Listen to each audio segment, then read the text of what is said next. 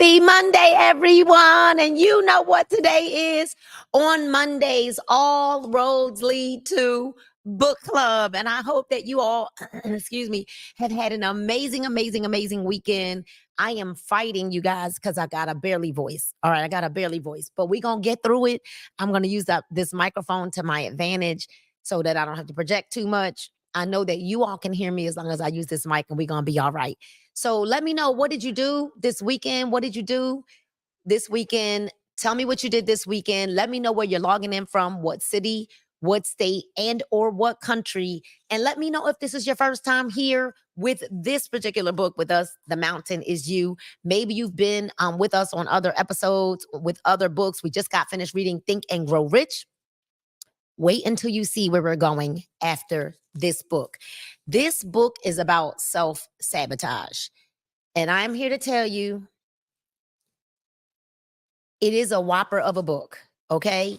We've gotten many black eyes reading this book. We are halfway through the book as we're getting ready to start the chapter on building emotional intelligence.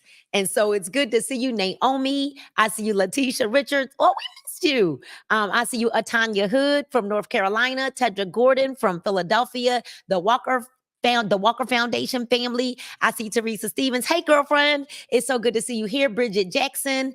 I'm packing to move to Battle Creek, Michigan.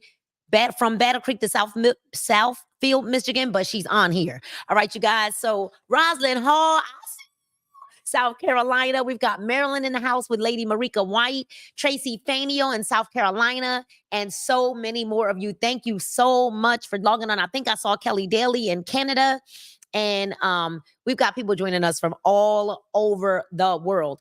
So this book is about self-sabotage, and we have been finding ourselves through each and every page. Why book club is so important to me, and why is it just so important in totality? Number one, we cannot pour from an empty cup. And so I am grateful that each and every one of you have allowed me to be here to fill your cup, right? Put that in the chat, fill my cup. Another reason why book club is so important is because leaders are readers. And if we desire to lead in any capacity, whether it's in our relationships, whether it's in our businesses, whether it's in ministry, on our jobs, leaders are readers. And it is very important for us to read so that we can grow.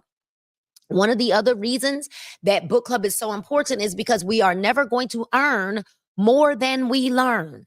And so because of that, well, let me just say this. So we're never going to earn more than we learn, which is so important that if you want your money to go up, you must go up. Your mindset must go up. Now, another reason why book club is so important is that you get connected to someone in a book club that can actually, the gift that I have, this is not your average book club. The gift that I have is that I am able to get into the mind of the author, and I am able to help you to really digest the book so that you're not just reading the book, but you're actually reading to obtain the real heart of the words on the page. All right. So we're starting chapter 4, which is building emotional intelligence. And one of the things that I've been sharing with my teams in business is that in order for us to go to this next dimension, I don't know about you, but if you're ready to go to the next dimension, let me know in them comments, right? If you're ready to go to the next dimension, it is going to require emotional intelligence. And so if this is your first time, let us know by hitting the number 1 in the comments. And if you come here, if you would never ever miss a book club, right? Unless you're probably out of the country or on a flight or something somewhere. Let us know by hitting the number 2 if you're like here all the time. Let us know in the comments, and I'll say this at the end as well. Hit a number 3 if you're actually watching the replay. Okay. But we would love to know if it's your first time, if you're here all the time, and then we'll ask again at the end to make sure you hit a number 3 in those comments if you actually watch the replay. All right. So we are reading The Mountain Is You by Brianna Wiest, transforming self-sabotage into self-mastery. And we're now going to start chapter 4, building emotional intelligence. Self-sabotage is ultimately just a product of low emotional intelligence. Here's the greatest thing about this. is that perhaps someone might be in a season where they have low emotional intelligence, but it doesn't mean we have to stay there. All right. So that's what we want to encourage each and every person, that if you find through the readings of this book, through the pages of this book, that you are like, wow, I've got some low emotional intelligence, it's okay. That is why we're here. And when we leave this book, trust and believe, we're going to help you with emotional intelligence as well once we go to our next book as well. To move on with our lives in a healthy, productive, and stable way, we need to understand how our brains and our bodies work together.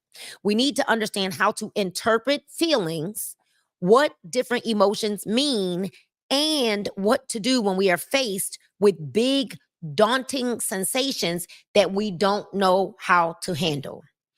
We're going to specifically focus on aspects of emotional intelligence that relate to self sabotaging behaviors. Though there is an incredible body of work on EI from experts around the world that is continually growing with time. EI is just an abbreviation for emotional intelligence, just so that we don't have to keep saying that word over and over and over again. Let's talk about first, right? What is emotional intelligence? Hey, Mom B, we got Mom B on the line, right? I believe she's 94, y'all, and she joins us every week for book club. All right. So, what is emotional intelligence? Emotional intelligence is the ability to understand, to interpret, and to respond to your emotions in an enlightened and healthy way. Uh-oh. I'm going to say it one more time. What is emotional intelligence? Emotional intelligence, or EI, is the ability to understand, interpret, and respond to your emotions in an enlightened and healthy way. Now, I believe that words are important, and understanding what we're reading because we think we know what words mean. Let's look up the definition of enlightened, because I think we need to know what we're talking about. Y'all, this book is so heavy. There are people that get on here and can't even comment. It's just tearing us up so bad. It's just beating us up, right? So, in a good way. So, this is the emotional intelligence, the ability to interpret and respond to your emotions in an enlightened, healthy way. What does that mean? Enlightened means having or showing a rational, modern, and well-informed outlook. Did y'all hear that? That is having or showing a rational, modern, and well-informed outlook, meaning we don't just go operating off of emotion, because oftentimes our emotions are so unstable. When we react off of the emotion, it is not rational, well-informed, it's not stable. Well, enlightened also means to be spiritually aware.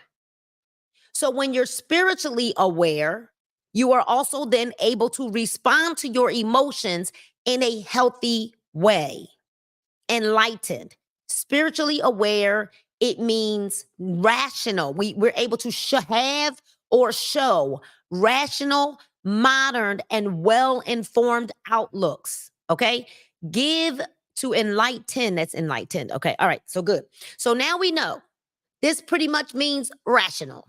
All right. Being able to have rational responses to our emotions. All right. So people with high emotional intelligence are often able to better get along with different types of people, feel more contentment and satisfaction in their everyday lives, and consistently take time to process and express their authentic feelings.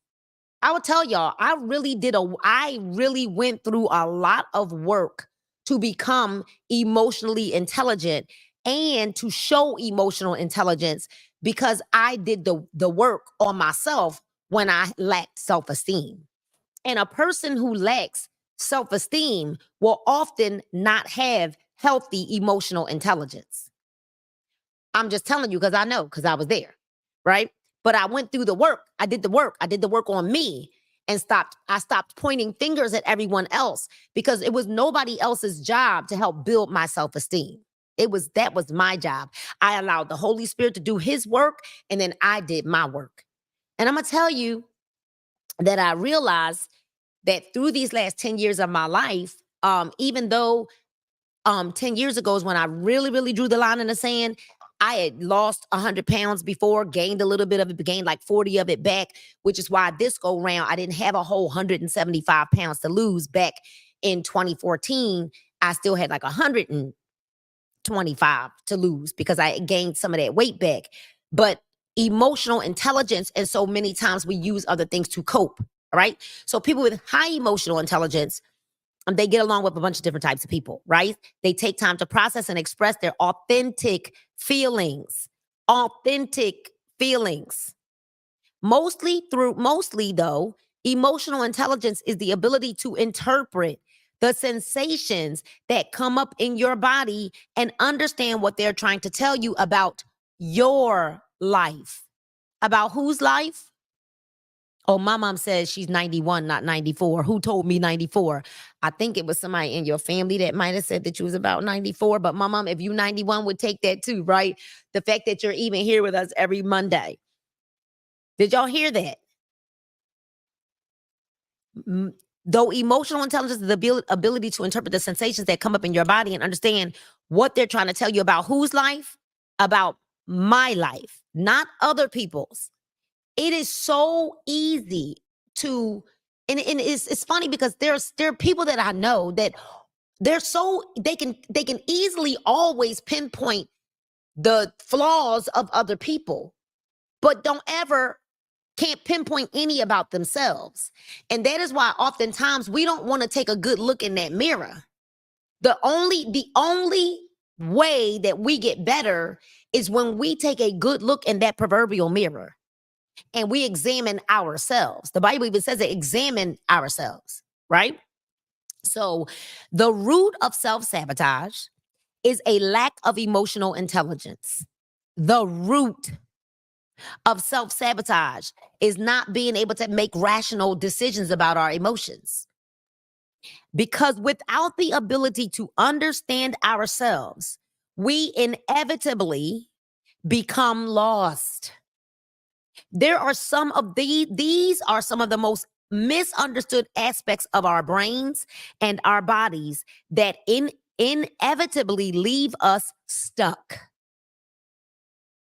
Your brain is designed to resist what you really want. Y'all might need to text some people and say, my God, y'all need to jump on this book club.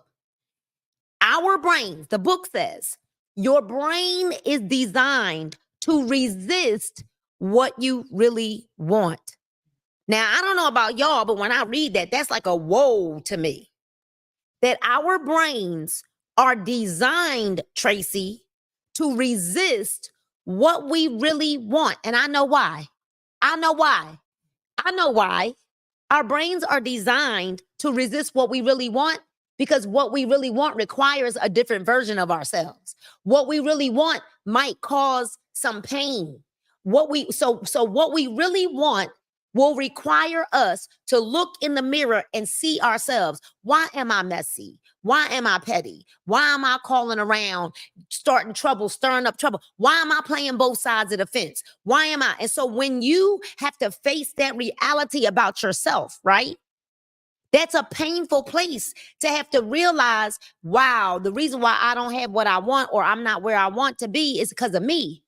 And when there's no one else to blame, we've got to now take some accountability for ourselves to become a different version of ourselves. And our brain is designed to resist that. It's resisting the process because our brains are designed to protect us from hurt and harm.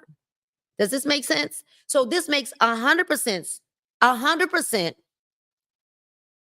facts, right? That our brain is designed to resist what we really want. Something interesting happens in the human brain when we get what we want.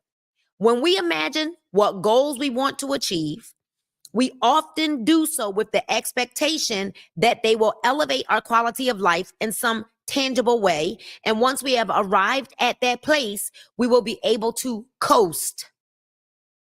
Coast as in let go, relax into life, and let things be for a while. And that is not what happens. Uh-oh. Do I need to go back and read that again? Because that is kind of like, y'all. The book just said, when we imagine what goals we want to achieve, we often do so with the expectation that they will elevate our quality of life in some tangible way. And once we have arrived at that place, we will be able to just coast, lay around and do nothing. See, I'm going to tell y'all, can I be very transparent with y'all? We earned a lot of money in the past in several of the companies that we were in. And I remember we earned 500 to a little more than $500,000 in one of the companies that we were in. And I look back now and I'm like, where's the money? Like, where is it? Because you cannot just lay around thinking that you make that kind of money and then your life is just, everything's going to be peachy, creamy, hunky dory. What people don't understand is even when you make a lot of money in business, you don't understand how much of your money goes back in the beginning. And what happens is, here's what happens. You think because somebody got a $10,000 bonus that they're sitting around with this $10,000. Or you think because somebody got a $30,000, $40,000, $50,000 bonus that they're sitting around with that money, not understanding that most of what we earn goes back into the business until the business is at a place where it literally sustains itself. Or or into the people that are involved in the business. But what people don't often realize is they quit before it gets to that point. So they plant all of those seeds and then they abandon the harvest. Because that is not what happens, is what the book says. Neurologically, when we get something that we really want, we just start to want more. Come on. So if you are in a business where you got goals to reach like a rank, and you reach that rank, most people should not be okay with just hitting that rank, but they are, which is why they stop building. Oh, they get super comfortable because they got comfortable with a title and not the lifestyle. I don't know about y'all. Call me the janitor, cut me the check. But it's people that just want the title because they think that title keeps giving you access. But when you stop growing, guess what? Sooner or later, that title will mean nothing. If you don't grow past where you are, the title means nothing. It means nothing. And after a while, and the thing is, there are people that will only respect you for a certain amount of time because you just have a title. And there's how many? There's four levels of leadership. And one of them is just because of your title. There are some people that only get a level of respect just because they have a title. But the title don't make you. The title doesn't make you. So when we get something we really want, we just want to get more. New research in the nature of the chemical dopamine, which was previously believed to be the driving force behind desire, lust, and acquisition, power that is more complex than previously thought. In The Molecule of More, Daniel Z. Lieberman explains that experts who studied the hormone found out that when an individual was introduced to something that they highly desired, the dopamine surge would diminish after acquisition.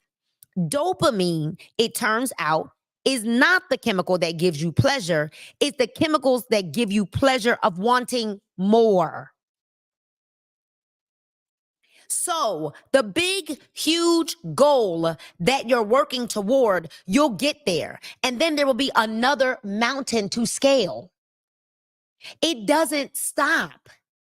Just because you hit that goal, it doesn't stop. I know for me, when I've hit some big goals and I saw the pay that was associated with that goal, it made me want more. Like, hold on, wait a minute. Oh, y'all thought I was finished? Hey, I literally don't even, I give myself 30 seconds to celebrate. And then it's like, okay, next. Because how dare you hit a rank and don't either try to keep going back to that rank or go past it? Oh, because you like the title that it got you. You liked the access and the accolades that it got you. Call me the janitor, cut me the check. So this is one of the many reasons that we deeply sabotage what we truly want. We know instinctively that arriving won't give us the ability to sustain from life. It will only make us hungrier for more. Sometimes we don't feel up to that challenge. So while we're on the way, a toxic cocktail of neurological biases start piling up on one another, and we start to resent, to judge, and then when we even vilify the object of our greatest desires. Because then it'd be like, let's just say it's a rank called ambassador. Well, I ain't really want to be no ambassador anyway. It don't even matter. No, yeah, you did. No, yeah, you do. Yes, you do. What happens when we start to chase what we really want? We resist doing the work that it takes to actually get it because we're so afraid of not having it. Any brush with failure makes us rescind our effort and tense up. So as soon as some people believe that, oh, I might fail, they act like, well, I just won't go for it at all. Because at least if I don't go for it at all, I won't have to fail. You know, I was listening to a podcast. I don't remember who sent it to me, but I was listening to it. Maybe I found it. I think I might have found it last night. And a young lady said, my father made me celebrate every time I failed. She said, and I didn't quite understand that he made us acknowledge a failure every single day. And so if she came in from school and she did not have a failure, if her and her brother came home and they did not have a failure to talk about that day, the father was very upset that they didn't have anything to talk about. And so she came in from school one day and she was like, Dad, she walked in all bummed, like, Dad, I failed my test. And he was like, whoa, yeah. And what he was doing, she's very successful now. What he was doing is that he was teaching her to embrace failure as a part of life. Embrace it. Because guess what, boo-boo? It's going to happen. He was teaching her not to fall apart when she failed. You know, we often talk to our daughter, Paige, who is very smart. She's very smart. She ain't always book smart, but she's very smart. And there are a lot of people who are very smart, Flamanica, but they're not book smart. So I was not book smart, but I was and I am very smart.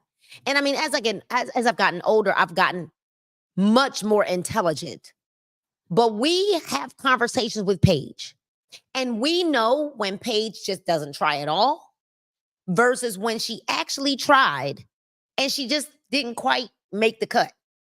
And we celebrate those times, but we acknowledge when we know she could have done better because you just did not try at all, right?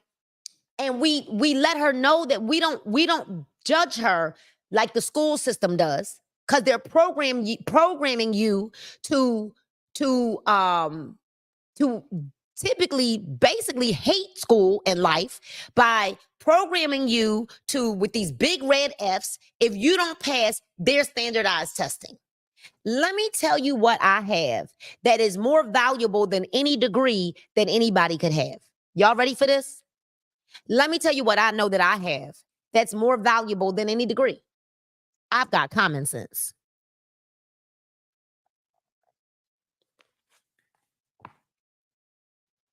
If you got common sense, pat yourself on the back.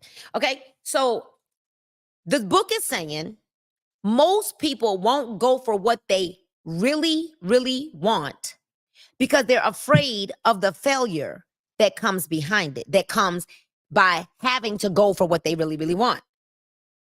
So when we get it, we fear losing it so badly that we push it away from ourselves so as to not have to withstand the pain. So some people hit a rank, Paul, in business, because I'm a network marketer, so I'm kind of talking network marketing terms. Some people hit the rank. It says when we get it, we fear losing it so badly that we push it away from ourselves as to not have to withstand the pain. So you hit your little ambassador rank. And now, instead of building to keep it up, no. What you did was, for fear of losing it so badly, you pushed it away from yourself, wondering why your volume and your numbers are toggling backwards. We are so deeply enmeshed in the mental state of wanting that we cannot shift to a state of having. We are so deeply enmeshed in the mental state of wanting that we cannot shift to a state of having. First, when we want something really, really badly, it is often because we have unrealistic expectations associated with it. We imagine that it will change our lives in some formidable way, and often that's not the case. When we are relying on some goal of life change to save us in some unrealistic way, any accident of failure will trigger us to stop trying. For example, if we are absolutely certain that a romantic partner will help us stop being depressed, we're going to be extremely sensitive to rejection because it makes us feel as though we will never get over depression. You know, there are some people that put that on their friends and everybody connected to them too. That is a very unrealistic way of living our lives, to put everybody on a chopping block like that. Right? So, of course, the obvious issue here is that dating is a process of trial and error. You have to fail first to succeed. Business is a what? Process of trial and error. You may first have to fail before you succeed. Then, for all the time that we spend not having the thing we want, such as a romantic relationship, our brains have to justify and validate our stance in life as a form of self-protection. This is why we unconsciously vilify those who do have what we want. Sitting around unconsciously vilifying other people when the person that we're really, really mad at is ourselves. Instead of being inspired by their success, we doubt them. I don't even think I think that author should have gone deeper right here, because instead of being inspired by their success, we envy them. It ain't just doubt, it is envy. We become a skeptic about relationships, being so jealous of others. Happiness, we assume that they must be faking it, or that love isn't real, or that they'll split eventually anyway.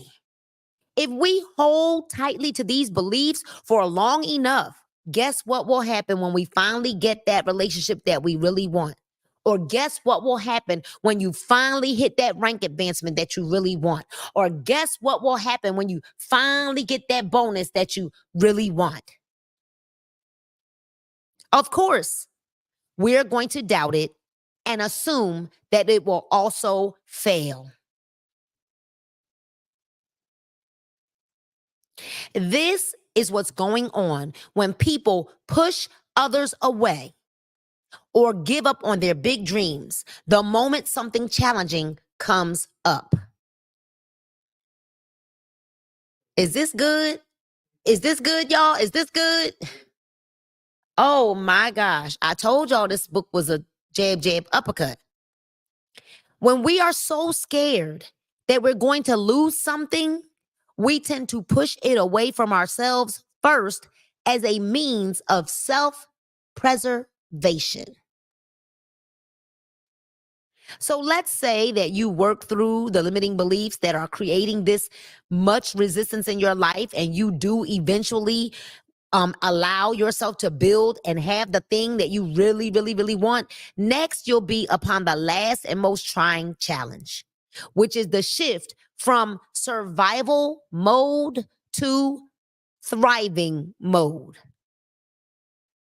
If you have spent the majority of your life in a state in which you are just getting by, you are not going to know how to adapt to a life in which you are relaxed and enjoying it.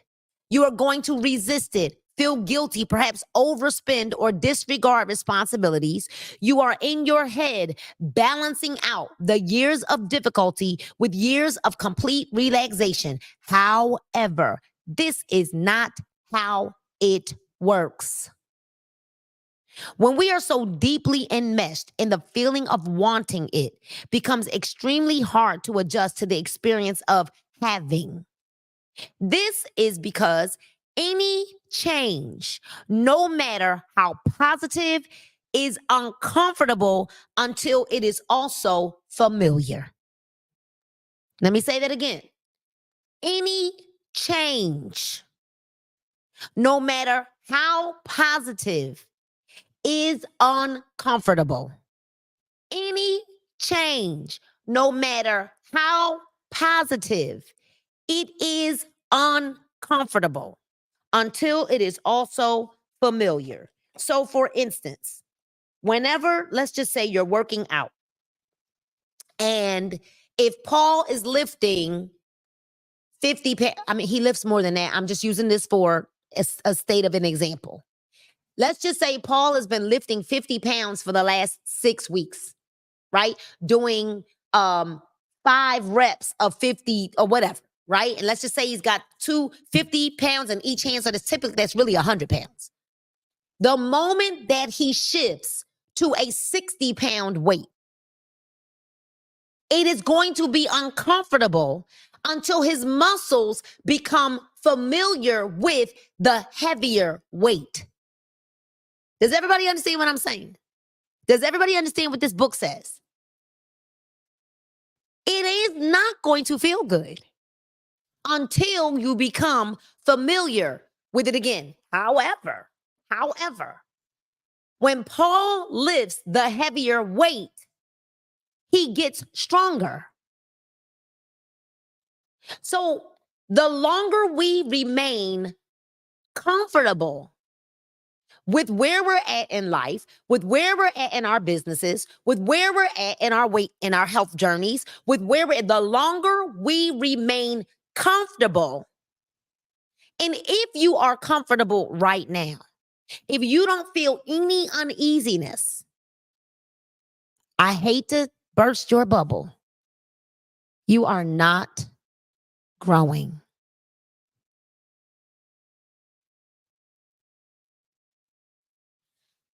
It is difficult to acknowledge the ways in which we are so deeply inclined to self validate so that we end up standing in our own way out of pride. Oh my goodness. It's the book, y'all. It's not me, it's the book. It is difficult to acknowledge the ways in which we are so deeply inclined to self validate. So we end up standing in our own way out of our pride. It is even more difficult to acknowledge that very often the things that we envy in others are fragments of our deepest desires, the ones we won't allow ourselves to have. You know why we won't allow ourselves to have it?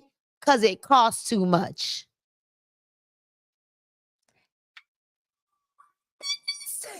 It costs too much. You know, everything in life is a risk. Everything in life and business is a risk. I've won some, I've gained some. So here we are now, envying things in other people that we want for ourselves, but won't admit that we want it for ourselves. So then we make these lame cockamamie excuses as to why we really don't want it. I am happy for them. No, you're envious of them because you really want it, but you don't want to pay the price or the cost. Again,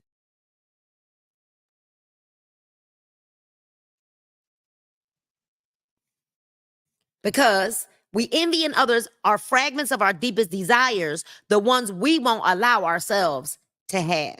Yes, your brain is predisposed to want greater things and more of them.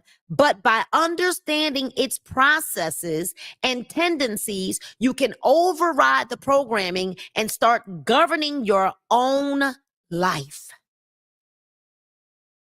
Your body is governed by a homeostatic impulse. Your brain is built to reinforce and regulate your life. Your subconscious mind has something called a homeostatic impulse, which regulates functions like body temperature, heartbeat, and breathing. Brian Tracy explained it like this: through your automatic nervous system, which is your homeostatic impulse, it maintains a balance among the hundreds of chemicals in your billions of cells so that your entire physical machine functions in complete harmony most of the time. So the book is saying, based on our autonomic, right? I'm sorry, it's our autonomic nervous system, not automatic, autonomic nervous system, that our physical machine functions is complete, and should our bodies as a complete physical machine should function in complete harmony most of the time. But what many people don't realize is that just as your brain is built to regulate your physical self, it tries to regulate your mental self. Your mind is constantly filtering and bringing to your attention information and stimuli that affirm your pre-existing beliefs. This is known in psychology as confirmation bias, as well as presenting you with repeated thoughts and impulses that mimic and mirror what you've done in the past. Your subconscious mind is the gatekeeper of your comfort zone. So when you won't go forward, it is because you don't have any control of your emotional intelligence, your subconscious mind, which is the gatekeeper to just, I'm going to stay right here because I don't want to have to pay again. I don't want to have to pay the price. So it's just easier to stay comfortable. But I'm going to ask you to answer this question in the comments. Is it really easier to stay comfortable? Because I would challenge that thought process, because being comfortable is super uncomfortable. Being comfortable is super uncomfortable. I don't want just comfortable. So I'm asking the question. No, they like, no, no. Like, I am not comfortable where I'm at right now, y'all. I am not comfortable because I still got to think about I still have to think about some of the decisions that I make, and I still have to think about what I want to do. I'm not comfortable with that. Until I can get to a point where when I want to do something, I'm not even thinking twice about it. That won't even be comfortable, because then I don't even want people around me to have to make those decisions either, because then when we want to go do stuff together, somebody else around me or connected to me got to think about whether they can do it or not too. Right? So it is difficult to acknowledge the ways in which we are so deeply inclined, right? So yes, your brain is predisposed to want greater things. We said that. Oh, we're over here now, right? Your subconscious mind is, we read that, chemicals in your billions of cells most of the time. But what many people don't realize is that just your brain is built to regulate your physical self. It tries to regulate your mental self. Your mind is constantly filtering and bringing to your attention information and stimuli that affirm your pre-existing beliefs. This is known as what? Psychology and confirmation bias. Your subconscious mind is the gatekeeper of your comfort zone. It is also the realm in which you can either habituate yourself to expect and routinely seek the actions that would build and reinforce the greatest success, happiness, wholeness, or healing of your life. What this teaches us is that when we are going through a healing or a changing process in our lives, we have to allow our bodies to adjust to their new sense of normalcy. This is why all change, no matter how good, will be uncomfortable until it is also familiar. You know, anybody buy a pair of jeans and you know that you bought them in your size, but when you first wear them, they're really uncomfortable? They don't get, or a pair of shoes. They don't get comfortable until what? Until you start wearing them. And then all of a sudden, these shoes that are your size, all of a sudden they become comfortable. Those jeans all of a sudden start bending to your curves. But in the beginning, they were not comfortable. That bra, ladies, when you first buy that bra, you're like, what in the heck? And then all of a sudden, it becomes comfortable. This is also why we can get stuck in self-destructive habits and cycles, even though they feel good. That does not mean that they are good for us. We have to use our minds to practice discernment. We have to use our supreme intelligence to decide where we want to go, who we want to be. And then we have to allow our bodies to adjust over time. Y'all put that in the comments. Adjust over time. We cannot live by being governed by how we feel, because our feelings vacillate. Our feelings change. Our feelings change according to the weather. Our feelings change according to what somebody said or what we watched. Or y'all stop watching that depressing stuff. Stop watching the news. Stop watching stuff that brings you down. Stop listening to yourself. I literally watch people work their way into depression because that's where they want to be.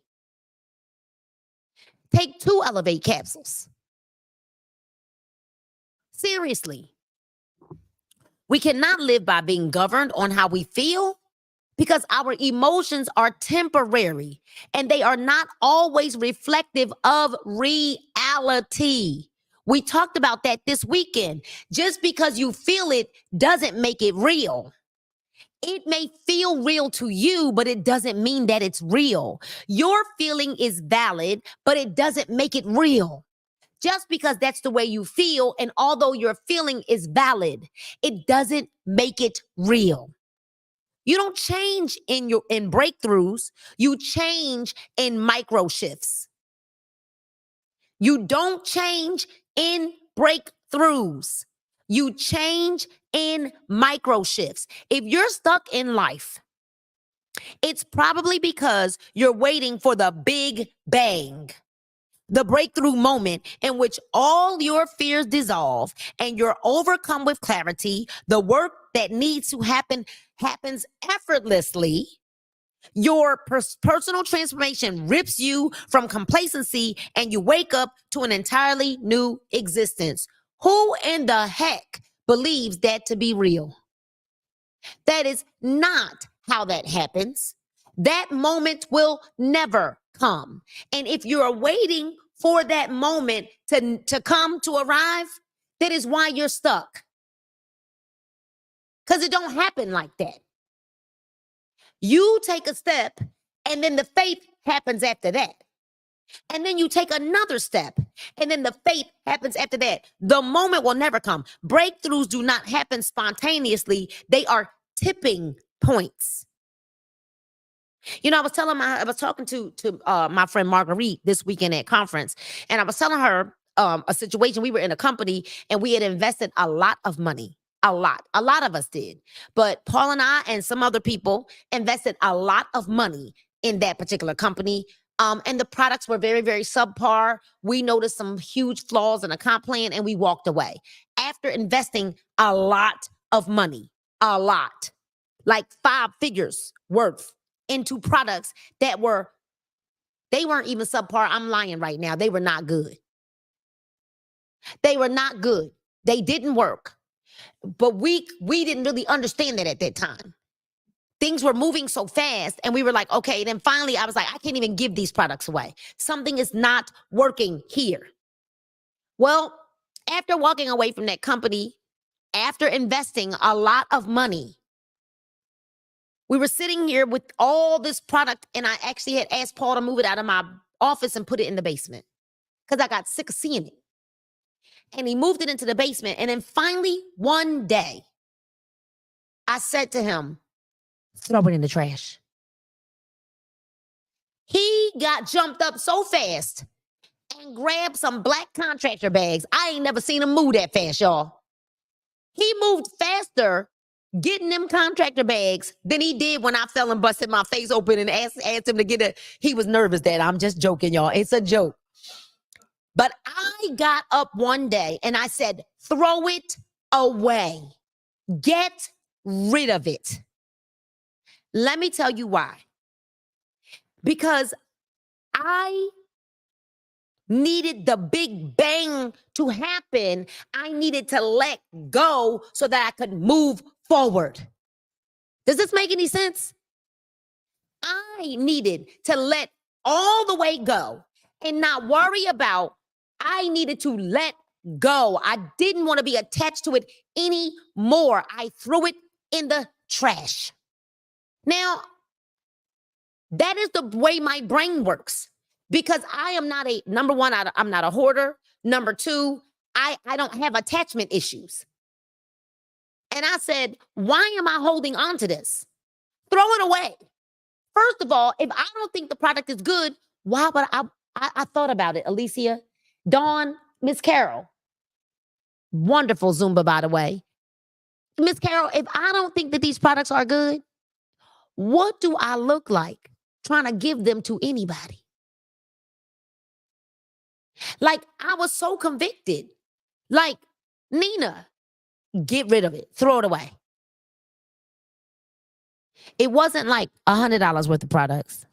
It wasn't like $500 worth of products. It wasn't like $1,000 worth of products. It was like multiple, like 5 figures worth of products. But I'm like, these products don't work. Are you stuck in life because you're waiting on something big to happen? That moment will never come, is what the book says. Breakthroughs do not happen spontaneously. They are tipping points. Revelations occur when ideas that were sitting in the margins of your mind finally get enough attention to dominate your thoughts. These are the clicking moments, the moments when you finally understand advice you've heard your entire life. Clicking moments. Miss Carol, I watched this weekend as there have been things that I've been teaching over and over and over and over again on Zooms. But all of a sudden this weekend, I watched it click for people. Things that this book says, these are the clicking moments. The moments when you finally understand advice you've heard your entire life. The moments when you've habituated yourself to a pattern of behavior for long enough that it becomes instinctive.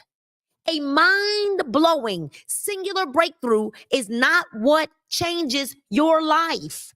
A micro shift is. Breakthroughs are what happens after hours, days, and years of the same mundane, monotonous work. But a mind blowing singular breakthrough is not what changes your life. A micro shift is. So when you change one small thing, Paul, like actually get up and go walking for just 15 minutes a day. And when you change that one little small little thing where you say, you know what, I'm going to just get up and walk for 15 minutes, 5 days a week. And then all of a sudden, Paul, 30 days from now, somebody says, wait a minute, my paints are loose. Wait a minute. I lost 10 pounds. Wait a minute. I'm sleeping better at night. Wait a minute. It's called the little things you do, right? To bring major shifts in your life, but they happen in micro shifts, and most people won't get moving. Thank you, Lord, for the voice, because I ain't have a voice when we started. This is all him, right? Most people won't get moving. You won't get started because you think that you got to go to the gym for 5 hours a day. And all it takes is some small thing that you will commit to do every single day that it will micro shift changes in your body. Over time. Over time. See, you're quitting because you don't see a result tomorrow. But you got to keep going and keep going and keep going and keep going and allow the micro shifts to happen. Don't quit. You just have to start. Don't quit. The micro shifts will happen. As writer and media strategist Ryan Holiday has noted, epiphanies are not life-altering. It's not radical moments of action that give us long-lasting, permeating change. It's the restricting of our habits. The idea of what science philosopher Thomas Kuhn dubbed a paradigm shift. Kuhn suggested we don't change our lives in flashes of brilliance, but through a slow process in which assumptions unravel and require new explanations.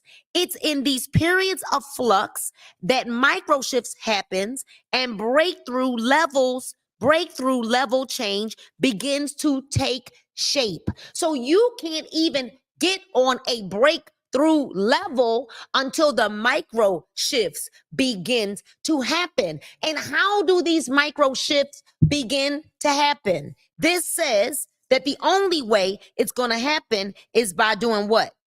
It's going to be, where is it? I saw a permitting change. Restructuring your habits. So most people are like, I don't know, coach, I don't know. Like, it's called breaking the habit, changing the habit. If you restructure your habit, these micro shifts will change and you will find yourself on breakthrough level. Somebody ought to put in the comments, breakthrough. Breakthrough. You will find yourself on breakthrough level when you restructure your habits. You know what I have to do sometimes, y'all? Sometimes, I promise you, like, this is really what I do. You can ask Paul. We got 5 minutes.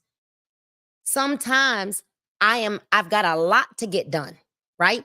And when you are a person like me who I can manage a lot of things, I have a lot of tabs open in my brain, and I know that I got to do this, I got to do this, I got to do this, I got to do this. Literally earlier I was like, okay, in the car with Paige, and I was like, wait a minute, Paige, before I start driving, I have to get this done.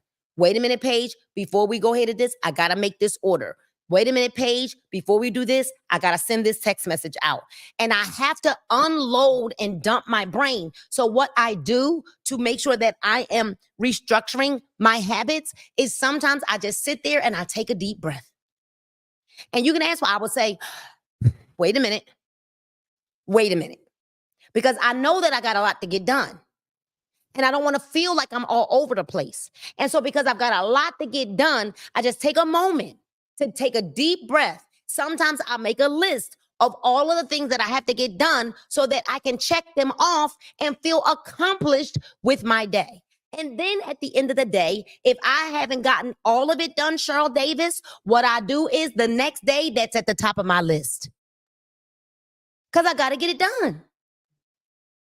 Breakthrough, y'all, breakthrough. We get to breakthrough when we do what? Restructure our habits.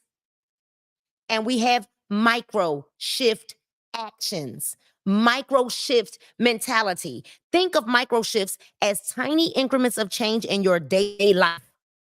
I hope this is blessing somebody. We had some of these conversations at conference this weekend. A micro shift is changing what you eat for one part of your meal just one time. Then it's doing that second time. Then it's doing it a third time. Before you even realize what's happening, you've adopted a pattern of behavior. So if you know that you're addicted to carbs, you got to replace, if you eat 2 carbs at dinner, guess what you got to do? Replace one of them. And then replace it again. And then replace it again. And then replace it again. And before you know it, it becomes a new habit. There you go. Change it with a more complex carb and not a high sugar carb or not a high starchy carb. Get something that's more complex. A sweet potato baked without all the sugar and all of that stuff. So what you do every single day accounts for the quality of your life and the degree of your success. Whoa, whoa, whoa. It's not whether you feel like putting in the work, but whether or not you do it regardless. This is because the outcomes of life are not governed by passion. They are governed by principle. Oh, are you ladies and gentlemen hearing what this is saying? Let me say that once again. What you do every single day accounts for the quality of your life and the degree of your success. It's not whether you feel like putting in the work, but whether or not you do it regardless. This ain't about our feelings. This is because the outcomes of life are not governed by passion. They are governed by principle. You may not think that what you did this morning was important, but it was. You may not think that little things add up, but they do. Consider the age-old brain teaser. Would you rather have $1 million in your hand today or a penny that doubles in value every day for the next 6 months? The 1 million right now sounds great, but after a 31-day month, that one penny would be worth over $10 million.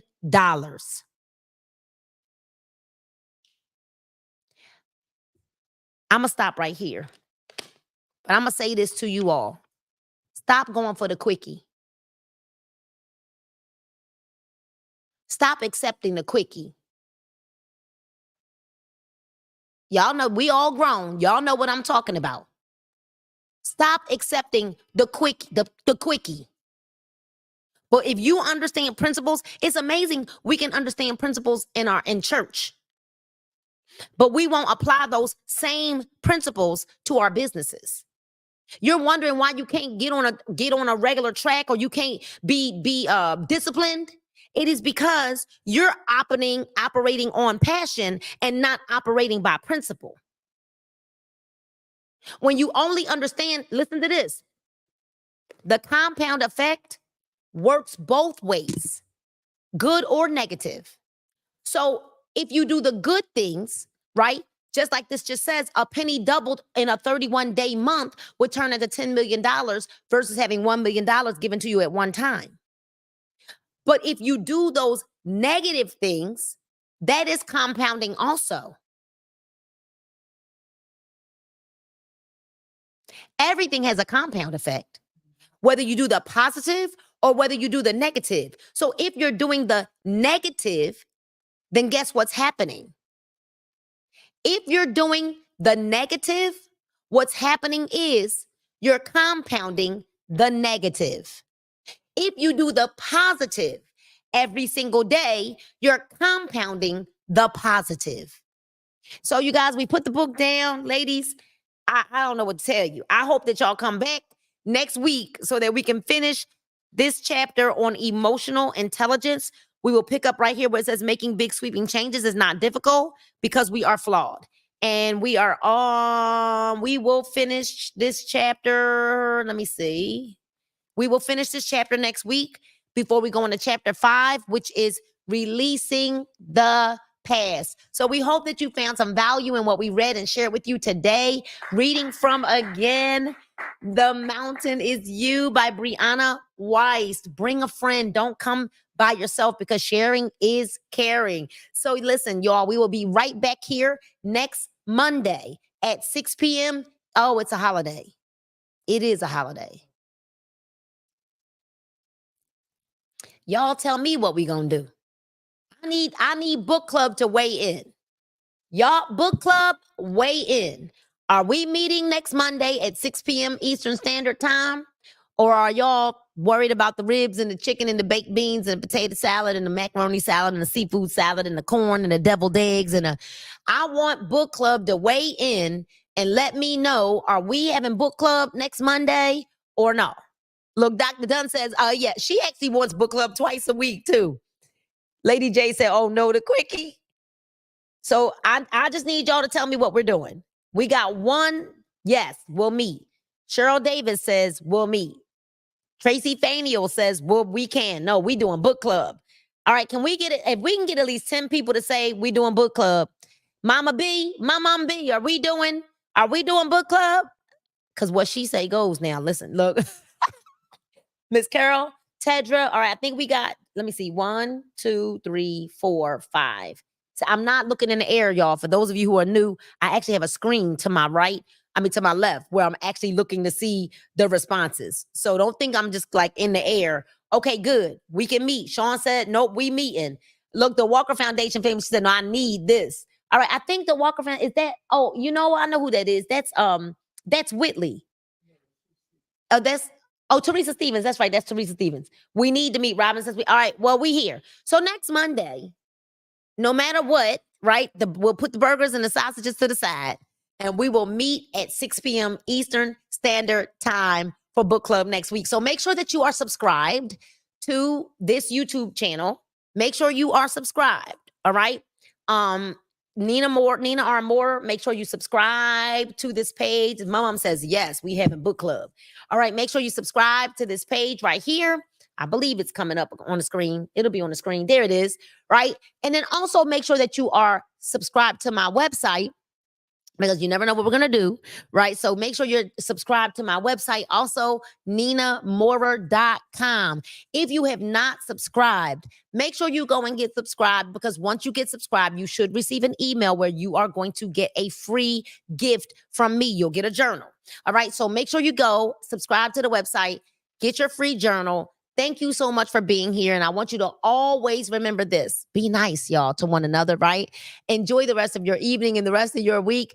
Be kind to one another. Do a good deed. And this week, I want you to pay it forward. Now, pay it forward in a way that when we come back together next Monday, you all can tell us how you paid it forward. Whether it's you bought somebody a cup of coffee, maybe you paid for somebody's lunch, or I don't know, maybe you tipped extra or something like that. You sent somebody a gift or samples of your products for your business or something like that. But we want to know how you're paying it forward to other people. Always remember that God loves you, I love you, and there's absolutely nothing you can do about it. We'll see you next week right here on Book Club. Bye now.